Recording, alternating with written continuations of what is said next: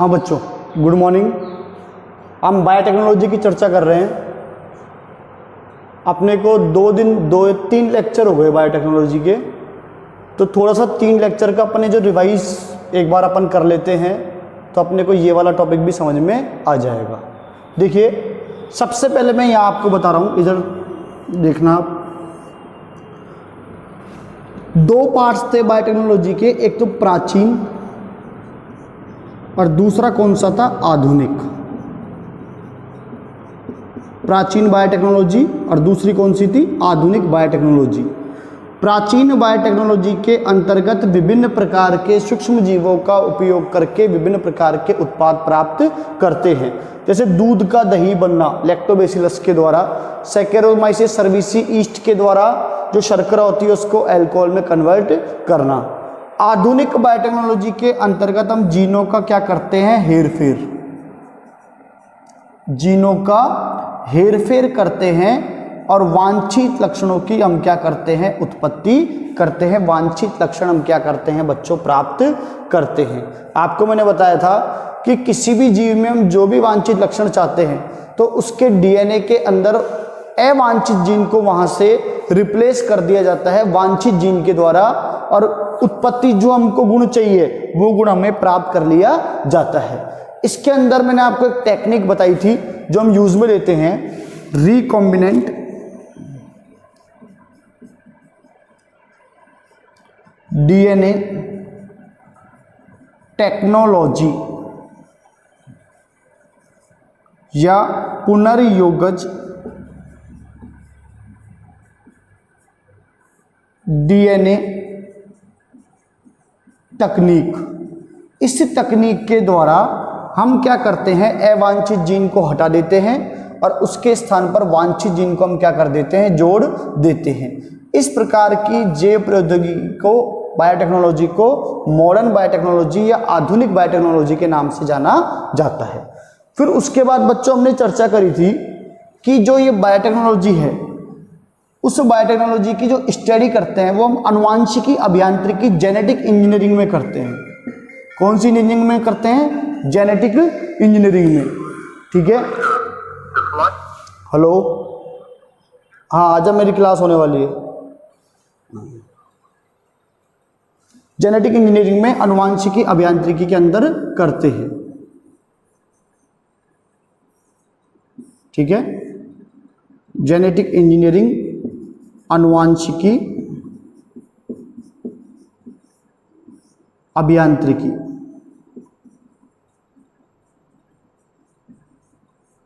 के अंतर्गत करते हैं। ठीक है, इस जेनेटिक इंजीनियरिंग या आनुवांशिकी अभियांत्रिकी में पुनर्योगज डीएनए तकनीक का उपयोग कर अवांछित जीन को हटा दिया जाता है और उसके स्थान पर वांछित जीन को क्या कर दिया जाता है बच्चों, जोड़ दिया जाता है।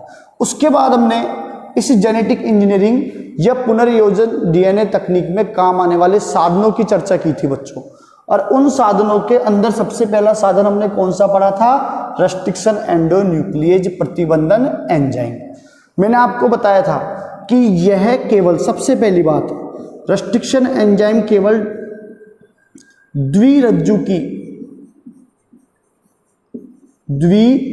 की डबल स्टैंडर्ड डीएनए पर ही, द्विरज्जु की डीएनए पर ही कार्य करता है। द्विरज्जु की डीएनए पर ही कार्य करता है। जैसे आपको एग्जांपल दिया था अपन ने इको R1 का, इको R1, ये एक डीएनए श्रृंखला, ये एक डीएनए श्रृंखला GAATTC।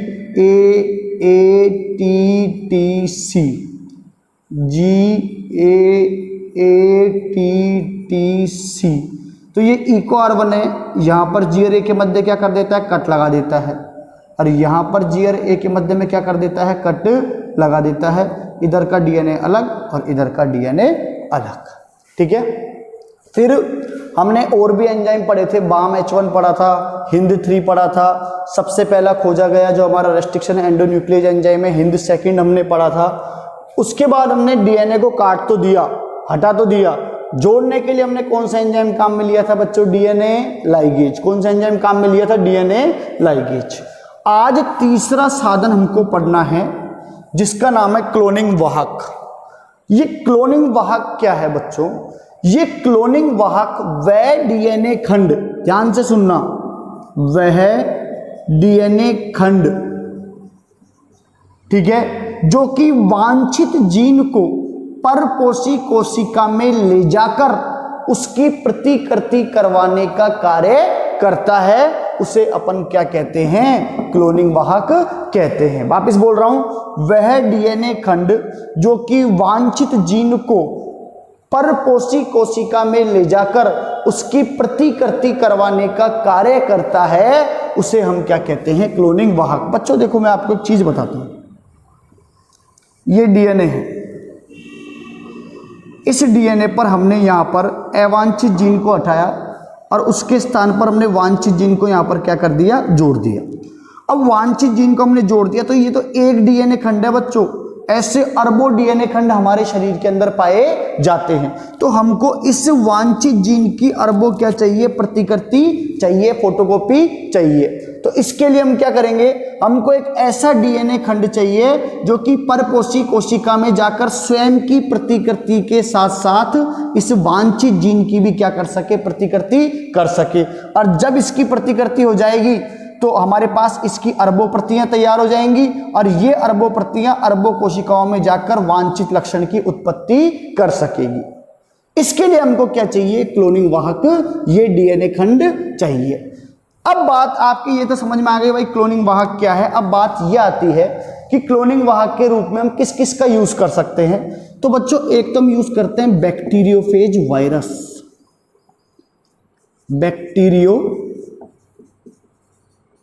फेज, जिसको हिंदी में अपन बोलते हैं जीवाणु भोजी वायरस, जीवाणु भोजी वायरस मतलब ऐसा वायरस जो कि जीवाणुओं को संक्रमित करता है, क्या कहलाता है? जीवाणु भोजी वायरस कहलाता है। तो क्लोनिंग वाहक के रूप में हम बच्चों एक तो यूज में लेते हैं क्या? बैक्टीरियोफेज वायरस या जीवाणु भोजी वायरस। दूसरा हम जो यूज लेते हैं मोस्ट इंपॉर्टेंट, प्लाज्मिड। और इस चैप्टर में हमको यही पढ़ना है, प्लाज्मिड क्लोनिंग वाहक। सर ये प्लाज्मिड क्या होता है? देखो बच्चों, जैसे ये जीवाणु है एक बैक्टीरिया, ई कोलाई, कौन सा जीवाणु है? E coli. इस जीवाणु के अंदर दो प्रकार के डीएनए होते हैं। एक डीएनए तो होता है मेन डीएनए। मेन डीएनए वो डीएनए जो कि आनुवांशिक गुणों को एक पीढ़ी से दूसरी पीढ़ी के अंदर ले जाएगा, और एक इसके अंदर एक्स्ट्रा सर्कुलर क्रोमोसोमल डीएनए पाया जाता है। एक्स्ट्रा अतिरिक्त सर्कुलर कुंडलित गुणसूत्रीय डीएनए इसके अंदर पाया जाता है। इस डीएनए को हम किस नाम से जानते हैं? प्लाज्मिड के नाम से जानते हैं। बच्चों ये डीएनए स्वयं की प्रतिकृति तो करता है पर आनुवांशिक गुणों को एक पीढ़ी से दूसरी पीढ़ी में नहीं ले जा सकता, पर स्वयं की प्रतिकृति कर सकता है। तो सर इसका क्या फायदा हुआ? इस डीएनए को हम क्या करेंगे? इस जीवाणु में से बाहर निकालेंगे। ये निकाल लिया, ये हमने इसको बाहर निकाल लिया, ये रहा। आई बात समझ में? अब इसके अंदर हम आरी से इसको काटेंगे,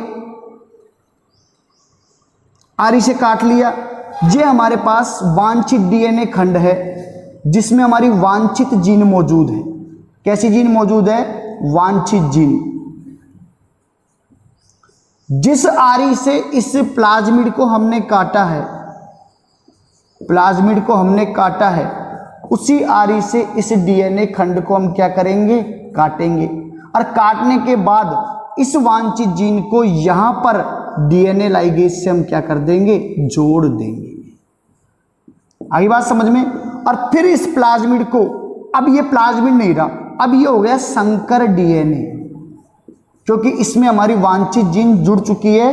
या पुनर्योगज डीएनए, पुनर्योगज डीएनए, या इसे अपन बोलते हैं काइमेरिक डीएनए। संकर डीएनए या पुनर्योगज डीएनए या काइमेरिक डीएनए, इस डीएनए को हम उठाकर परपोषी कोशिका में क्या करा देंगे, प्रवेश करा देंगे, जिसके अंदर हमारी ये वांछित जीन भी मौजूद है। अब बच्चों क्या होगा, जैसे ही हम इस जीवाणु को संवर्धन माध्यम में डालेंगे तो ये अपनी कॉपी बनाएगा, 1 से 2, 2 से 4, ये अपनी कॉपी बनाएगा तो इस डीएनए की भी कॉपी बनेगी, और इस डीएनए की कॉपी बनेगी तो हमारी वांछित जीन की भी क्या हो जाएगी, कॉपी हो जाएगी, और हमको इसकी अरबों प्रतियां कुछ ही समय में तैयार मिल जाएगी। ठीक है, तो मैंने आपको क्या बोला, क्लोनिंग वाहक क्या है? क्लोनिंग वाहक वह डीएनए खंड है जो हमारी वांछित जीन को परपोषी कोशिका में प्रवेश कराकर उसकी प्रतिकृति करवाता है, उसे अपन क्या कहते हैं, क्लोनिंग वाहक कहते हैं। और क्लोनिंग वाहक के रूप में हम 2 चीजों का यूज करते हैं, एक तो मैंने आपको बताया बैक्टीरियोफेज वायरस या जीवाणुभोजी वायरस, और एक अपन किसका यूज करते हैं, प्लाज्मिड का। प्लाज्मिड क्या है, एक्स्ट्रा सर्कुलर क्रोमोसोमल डीएनए है। इस एक्स्ट्रा सर्कुलर क्रोमोसोमल डीएनए को हम क्या करते हैं, इस जीवाणु से बाहर निकालते हैं, परपोषी कोशिका से बाहर निकालते हैं। बाहर निकालने के बाद वांछित जीन को और इस एक्स्ट्रा सर्कुलर क्रोमोसोमल डीएनए को एक ही आरी से क्या करते हैं, काटते हैं। काटने के बाद दोनों को डीएनए लाइगेज से जोड़ते हैं, संकर डीएनए या पुनर्योगज डीएनए या काइमेरिक डीएनए का निर्माण करते हैं, और इस काइमेरिक डीएनए को पुनः परपोषी कोशिका में प्रवेश कराकर उसकी क्या करवा देते हैं, प्रतिकृति करवा देते हैं। तो ये बात तो बच्चा आपके समझ में आ गई कि क्लोनिंग वाहक या क्लोनिंग वेक्टर क्या है। अब आपके सामने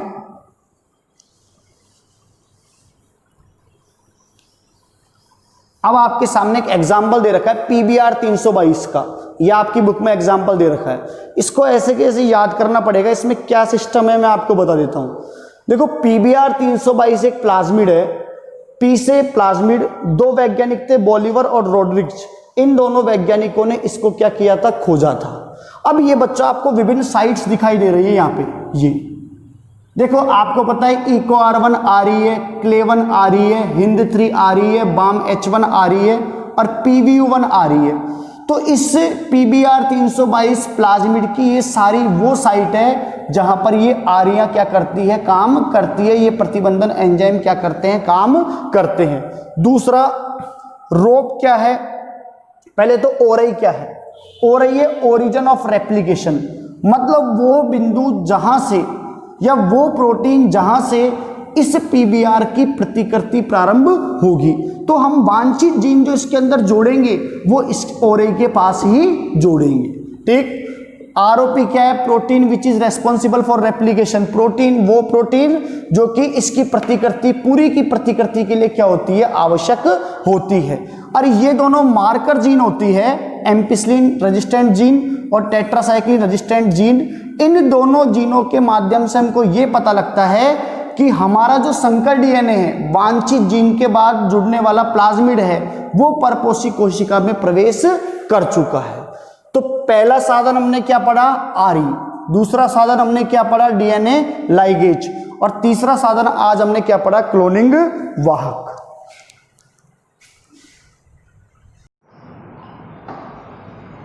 हाँ बच्चों देखो, अभी तक हम 3 ऐसे साधन पढ़ चुके हैं जो कि रिकॉम्बिनेंट डीएनए टेक्नोलॉजी में काम आते हैं।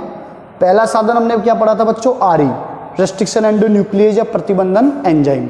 दूसरा साधन हमने क्या पढ़ा था, डीएनए लाइगेज। तीसरा साधन हमने क्या पढ़ा है, क्लोनिंग वाहक। चौथा साधन है हमारा परपोषी कोशिका। बच्चों ये परपोषी कोशिका वो ही कोशिका है जिसके अंदर हम हमारा संकर डीएनए या काइमेरिक डीएनए या पुनर्योगज डीएनए प्रवेश करवाकर वांछित जीन की क्या करते हैं, प्रतिकृति करते हैं। आपको मैंने अभी थोड़ी देर पहले बताया है, ये जीवाणु कोशिका है, ये जीवाणु कोशिका है। इसके अंदर एक तो इसका मेन डीएनए हो गया, एक इसके अंदर एक्स्ट्रा क्रोमोसोमल डीएनए हो गया जिसे हमने क्या बोला था बच्चों, प्लाज्मिड। अब इस प्लाज्मिड को हमने बाहर निकाला, इसमें वांछित जीन जोड़ी, वांछित जीन को जोड़ने के बाद अब ये संकर डीएनए बन गया। इस संकर डीएनए को अपन ने जिस कोशिका में डाला जिसके अंदर अपन इसकी प्रतिकृति कर रहे हैं, इस कोशिका को अपन क्या बोलते हैं बच्चों? परपोषी कोशिका। तो ये भी पुनर्योगश डीएनए तकनीक में काम आने वाला एक क्या है? साधन है, जिसे अपन परपोषी कोशिका के नाम से जानते हैं। 4 हो गए बच्चों। अब सबसे इंपॉर्टेंट आता है जैल वैद्युत कण संचलन या वांछित जीन का पृथक्करण। बच्चों हमारे शरीर के अंदर एक कोशिका में बहुत ज्यादा मात्रा में डीएनए पाया जाता है। अब हमको क्या करना है? उस डीएनए में से वो डीएनए खंड खोजना है जिसको हम काम में लेना चाहते हैं, या उस अवांछित खंड के स्थान पर वांछित खंड को या वांछित जीन को क्या करना चाहते हैं? जोड़ना चाहते हैं। तो इसके लिए हम एक टेक्निक काम में लेते हैं। मेरी बात समझ में आ गई होगी आपको। भाई हमारे पास डीएनए तो बहुत सारा है, पर हमको डीएनए का वह भाग ढूंढना है, उस डीएनए में से वो डीएनए खंड ढूंढना है जिसे हम चाहते हैं, जो हमारी वांछित जीन है और जिसकी हम प्रतिकृति करना चाहते हैं। तो इसके लिए हम क्या करते हैं बच्चों? एक उपकरण तैयार करते हैं। उपकरण के अंदर एक प्लास्टिक का प्लेट होता है। उस प्लास्टिक के प्लेट में ये वेल या कुएं बने होते हैं। ये कुएं बने हुए हैं बच्चों, ठीक है। और इस पूरे उपकरण में एक जेल भरा रहता है। उस जेल को अपन बोलते हैं बच्चों एगेरोजेल। क्या बोलते हैं बच्चों? एगेरोजेल बोलते हैं। एगेरोजेल इसमें पूरे में भरा हुआ है। अब बच्चों हमने क्या करा? बहुत सारा डीएनए लिया। उस डीएनए को हमने आरी से काटा। आरी से काटने के बाद हमने इन वेल्स के अंदर, कुओं के अंदर भर दिया। ये डीएनए हमने यहां पर भर दिया। अब हम एक बात जानते हैं कि डीएनए में फास्फेट होता है, और फास्फेट पर कौन सा आवेश होता है? ऋण आवेश। कौन सा आवेश होता है? ऋण आवेश। तो ऋण आवेश की गति हमेशा किस ओर होगी बच्चों? धनावेश की ओर। यहां पर ये धनावेश है, ये एनोड है। ये क्या है बच्चों? धनावेश या एनोड। तो हमने क्या करा? एक तरफ कैथोड इस उपकरण के लगा दिया, एक तरफ एनोड लगा दिया, और उन दोनों को तार के माध्यम से हमने क्या कर दिया? जोड़ दिया। और जोड़ने के बाद हमने इस तार के अंदर विद्युत धारा क्या कर दी? प्रवाहित कर दी। जैसे ही हमने विद्युत धारा प्रवाहित करी, जैसे ही इस उपकरण के अंदर विद्युत वही, तो विद्युत बहते ही जो हमारा डीएनए खंड है, जो हमारा डीएनए है, उसने एगेरोजेल में गति करना क्या कर दिया? प्रारंभ कर दिया। आई बात समझ में? अब एगेरोजेल में जब डीएनए की गति हो रही है, तो जिस डीएनए का अनुभार ज्यादा है वो डीएनए तो कहां रह गया? ऊपर। और जिस डीएनए का अनुभार कम है वो धीरे धीरे कहां आ गया? नीचे आ गया। इस प्रकार हमको एगेरोजेल में क्या प्राप्त हो गई? ये बैंड प्राप्त हो गए। क्या प्राप्त हो गए? बैंड। क्योंकि इस एगेरोजेल के अंदर जो डीएनए की गति है वो किस आधार पर हो रही है बच्चों? अणुभार के आधार पर, मॉलिक्यूलर वेट के आधार पर हो रही है। और इस गति के कारण हमको डीएनए के क्या प्राप्त हो गए? बैंड प्राप्त हो गए। अब ये एगेरोजेल क्या होता है? भंगुर होता है। इस एगेरोजेल को हमने तुरंत इस उपकरण से बाहर निकाला। बाहर निकालने के बाद हमने एक अभिरंजक होता है, उस अभिरंजक को बोलते हैं इथिडियम ब्रोमाइड। नीले रंग का अभिरंजक है बच्चों ये, इथिडियम ब्रोमाइड। ध्यान रखना, इथिडियम ब्रोमाइड। इस इथिडियम ब्रोमाइड से इस एगेरोजेल को हमने क्या करा? अभिरंजित करा। तो हमारा डीएनए भी क्या हो गया? अभिरंजित हो गया। अब हमारा डीएनए अभिरंजित हो गया। डीएनए अभिरंजित होने के बाद हमने इस डीएनए पर यूवी रेज डाली, अल्ट्रावायलेट रेज। और जैसे ही हमने इस पर यूवी रेज डाली, तो ये जो डीएनए है ये केसरिया रंग की पट्टियों में चमकना प्रारंभ हो गया। केसरिया रंग की पट्टियों में चमकना क्या हो गया? प्रारंभ हो गया। और हमको नाइट्रोजनी क्षार स्पष्ट रूप से दिखना क्या हो गए? प्रारंभ हो गए। उन नाइट्रोजनी क्षारों में से हमने हमारे वांछित डीएनए खंड को क्या कर लिया? अलग कर लिया। तो बोलो वांछित जीन का पृथक्करण हुआ या नहीं हुआ? सबसे पहला क्वेश्चन आएगा, वांछित जीन का पृथक्करण कौन सी विधि से किया जाता है? तो आंसर आ जाएगा जेल इलेक्ट्रोफोरेसिस। इसके अंदर एक उपकरण होता है, इस उपकरण में एगेरोजेल भरा हुआ होता है। एगेरोजेल भरा हुआ दिखाई दे रहा है आपको। अब हम क्या करते हैं? जो बहुत सारा डीएनए उसको आरी से काटते हैं और इस उपकरण में उपस्थित कुओं में क्या कर देते हैं? भर देते हैं। इसके एक तरफ कैथोड, एक तरफ एनोड टर्मिनल हम जोड़ देते हैं। हम जब विद्युत धारा प्रवाहित करते हैं इस टर्मिनल में, तो जो हमारा डीएनए है जिस पर ऋण आवेश है, ये ऋणावेशी डीएनए धनावेश की ओर गति करना प्रारंभ कर देता है। और हमको इस डीएनए खंड के अणुभार के आधार पर क्या प्राप्त हो जाते हैं बच्चों? बैंड प्राप्त हो जाते हैं। बैंड प्राप्त हो गए। अब हम इस क्या करते हैं, इस एगारोथ जेल पर इथिडियम ब्रोमाइड से इसको क्या कर देते हैं, अभिरंजित कर देते हैं। कर दिया अभिरंजित। अभिरंजित करने के बाद हम क्या करते हैं, यूवी रेज डालते हैं, तो जो सारा डीएनए वो केसरिया रंग की पट्टियों के रूप में चमकना प्रारंभ कर देता है। तो वहां से हमको वांछित जो जीन खंड चाहिए, उसे वांछित जीन खंड को, डीएनए खंड को वहां से क्या कर लेते हैं बच्चों, अलग कर लेते हैं। तो हमने अभी तक 5 साधन पढ़ लिए। पहला साधन कौन सा पढ़ा था, आरई, दूसरा डीएनए लाइगेज, तीसरा हमने क्लोनिंग वाहक जिसमें हमने पीबीआर 322 पढ़ा, चौथा परपोषी कोशिका, और आज हमने पढ़ा वांछित जीन का पृथक्करण या जेल इलेक्ट्रोफोरेसिस। अब नेक्स्ट लेक्चर में हम अगला साधन पढ़ेंगे बच्चों। चैप्टर इंपॉर्टेंट है, बाकी के सारे चैप्टर रटने के हैं आपके एग्रीकल्चर वालों के। तो इस चैप्टर के वीडियो एक एक दो बार देख लो और उनको इतना तैयार कर लो कि जब आप आओ तो आपको ये चैप्टर कंठस्थ याद रहे। आगे बात समझ में? अगर एक चैप्टर याद होता है तो ये बच्चों चैप्टर 6 नंबर का है। कितने नंबर का है, 6 नंबर का। तो ये आपके 6 नंबर क्या हो जाएंगे, पूरे तैयार हो जाएंगे। एक वीडियो को मैं मानता हूं 2 बार देखोगे और 1 बार पीडीएफ से आप नोट्स बना लोगे तो आपको वो चैप्टर ढंग से क्या हो जाएगा, याद हो जाएगा। बाकी की बात हम अगले लेक्चर में करेंगे। धन्यवाद, मस्त रहो, खुश रहो।